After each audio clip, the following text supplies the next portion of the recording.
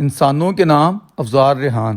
احتجاجی تحریکوں میں تشدد کیوں؟ ہماری آج کی تہذیب یافتہ جمہوری دنیا میں احتجاج کا حق ایک مقدس بنیادی انسانی حق کی حیثیت سے تسلیم کیا جا چکا ہے، جسے UN universal human rights charter کے تحت تمام ممالک کے جمہوری دساتیر میں فنڈامنٹل رائٹس کی حیثیت سے شامل کیا گیا ہے، محض ایک شرط کے ساتھ کہ یہ احتجاج بہر صورت پر امن ہوگا۔ آپ کی اس ایجیٹیشن سے کسی کی جان و مال یا عزت و آبرو کو نقصان یا خطرہ نہیں ہوگا۔ اسی طرح دنیا میں سیلف ڈیفنس یا حفاظت خود اختیاری کو قانون کی نظر میں اس قدر تحفظ حاصل ہے کہ جوابی طور پر اگر آپ حملہ آور کی جان بھی لے لیتے ہیں تو دیر از نو لائبلٹی۔ مدافعت کا یہ حق یا تحفظ محض جان کے حوالے سے نہیں ہے، دیگر 3 چیزوں کو بھی لائف یا زندگی کے برابر اہمیت ہے۔ فرسٹ، مال یا املاک۔ سیکنڈ، کسی بھی خاتون کی عزت یا آنر۔ نمبر 3، کسی بھی لڑکے یا میل کی آنر پر اگر کوئی دوسرا مرد حملہ آور ہو تو اسے بھی سیلف ڈیفنس کا اس قدر حق ہے کہ لائف پر بھی لائبلٹی نہیں ہوگی۔ ہماری آج کی مہذب دنیا میں یہ حقائق بنیادی اور جوہری احترام کے حامل ہیں۔ یہاں ہماری سوسائٹی میں سماجی و عوامی سطح پر حق زندگی کے متعلق تو احساس و ادراک ہے، جبکہ حق مال و عزت پر وہ حساسیت نہیں ہے۔ اس کی وجہ صرف لا علمی و جہالت ہے، ورنہ عامت الناس کی دلچسپی و ابلاغ کے لیے درویش ایک معروف روایت کا حوالہ دینا چاہتا ہے جو اسے بچپن سے ازبر ہے۔ من قاتل دون مالہ فہو شہید، یعنی جو شخص اپنے مال و املاک کی حفاظت میں مارا گیا وہ بھی شہید ہے۔ اس طرح ایک جگہ آبرو کا ریفرنس بھی ہے، مطلب کہ شرعی لوگوں کو بھی یہ ادراک ہونا چاہیے کہ جان کے بعد مال و املاک اور آنر کی کیا اہمیت ہے۔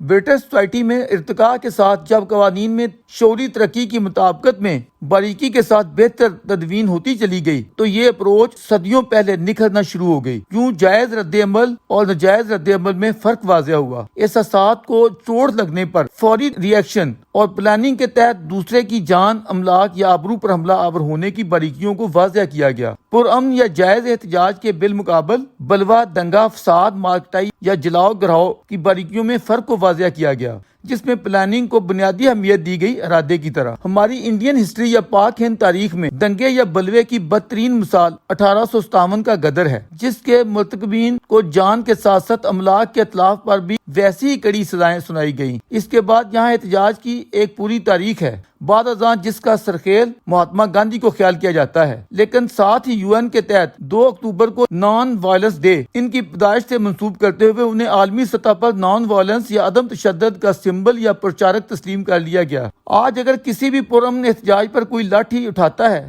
تو پوری دنیا میں اس کے خلاف آواز اٹھتی ہے، لیکن اگر کوئی اپنے احتجاج میں تشدد کی آمیزش کر بیٹھتا ہے اور رد عمل میں چاہے کوئی ڈکٹیٹر ہی اسے کچل کر رکھ دیتا ہے تو دنیا کی خاموشی اسے سند جواز بخش دیتی ہے۔ فلسطین اور کشمیر اس کی 2 خوبصورت مثالیں ہیں، مگر افسوس کہ مسلم ورلڈ بالخصوص ہمارے بیشتر پاکستانی یا ہمارا میڈیا اس کی معنویت و اثر افزینی کو سمجھنے سے عاری و قاصر ہے۔ دیگر کئی پسماندہ اقوام میں بھی اس کی سنگینی کا ادراک نہیں۔ ہمارے روایتی مسلم ذہن کی بدقسمتی ہے کہ وہ زمانی شعور و ترقی کے دوش بدوش نہیں چل سکا۔ یہ آج بھی صدیوں پرانے اپنے جہادی نظریے میں الجھے ہوئے لوگ ہیں یا اس کے زیر اثر سوچ سے باہر نکل ہی نہیں پا رہے۔ درویش نے یہ امر واضح کرنے کے لیے 9/11 کے بعد ایک پوری کتاب لکھ ماری، جہاد یا دہشت گردی، لیکن ہمارے روایتی سماج میں اسے خاص پذیرائی نہ مل سکی۔ ہم آج بھی اپنے اسی قدیمی جہادی تصور میں الجھے ہوئے ہیں اور دنیا میں اپنا ہی نہیں اپنے نظریے کا بھی منہ کالا کر رہے ہیں۔ ہمارے ماضی کے مسلم سماج میں جتنی بھی اصلاحی تحریکیں اٹھیں وہ ہمیشہ براستہ احتجاج تشدد پر منتج ہوئی، یا ان کی تفصیل میں جانے کی گنجائش نہیں۔ 20ویں صدی پر ہی اکتفا کر لیں تو ایسی تحریکوں کی اتنی بھرمار ہے کہ تیرانہ نظر کے لیے بھی کتاب درکار ہے۔ ایک فقرے میں اس کا بیان یوں ہے کہ ان سب کی بربادی تشدد کی آمیزش سے ہوئی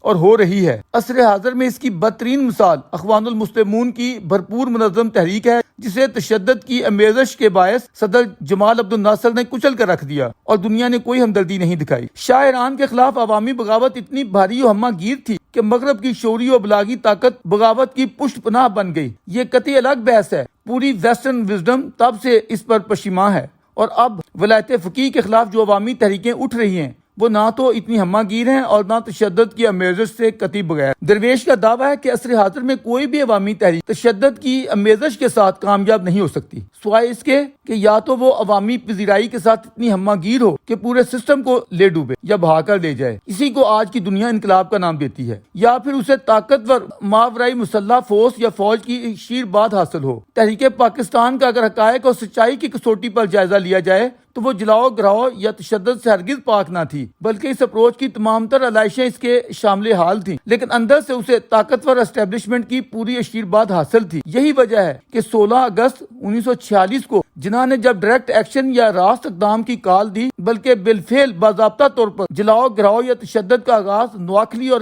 کلکتہ سے کیا، تو ہمیں کہیں بھی اسٹیبلشمنٹ یا سرکاری فورس کی روک یا رکاوٹ دکھائی نہیں دیتی۔ نتیجتاً مابعد اس آگ نے پورے خطے کو لپیٹ میں لیتے ہوئے توڑ پھوڑ کر ہی رکھ دیا، بلکہ نہ ختم ہونے والی منافرتوں کی باضابطہ بنیاد رکھ دی۔ یوں لاکھوں انسان لقمہ اجل بنا دیے گئے اور کروڑوں انسان در بدر و بے گھر۔ وجہ اس کی یہ تھی کہ لیگ کی لڑائی سرکار کی اشیرباد سے اس عوامی تحریک کے ساتھ ہی جو ولایتی سرکار کو نکال باہر کرنا چاہتی تھی۔ اگر عدم تشدد پر ایمان رکھنے والی کانگریسی قیادت میں شعوری بلندی، دور اندیشی، معاملہ فہمی یا حکمت و دنائی ہوتی جس کی وہ دعوے دار تھی، تو وہ حالات کی سنگینی کا ادراک کرتے ہوئے ٹھہراؤ لاتی اور وہ لیگ یا بدیسی سرکار سے وطنی و قومی ایکتا کی بے لچک بنیاد منوا کر کمپرومائز کرتی۔ بھلے آزادی کا ایشو اگلی نسل تک چلے جاتا، مگر انہوں نے فوری اقتدار کی حس میں مقتدر حریفوں کے سامنے پسپا ہونا اور ملک توڑوانا قبول کر لیا۔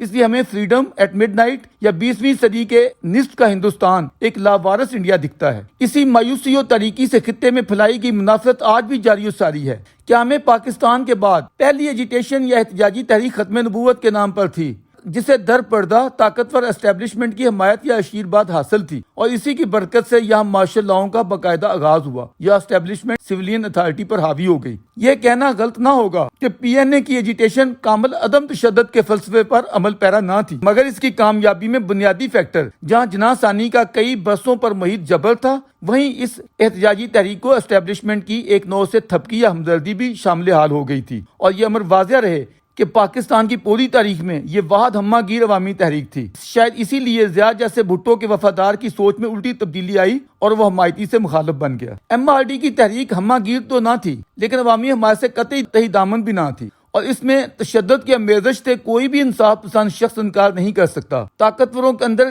کی کسی پاکٹ سے اسے اشیرباد بھی حاصل نہ تھی، اس لیے کچل کر رکھ دی گئی۔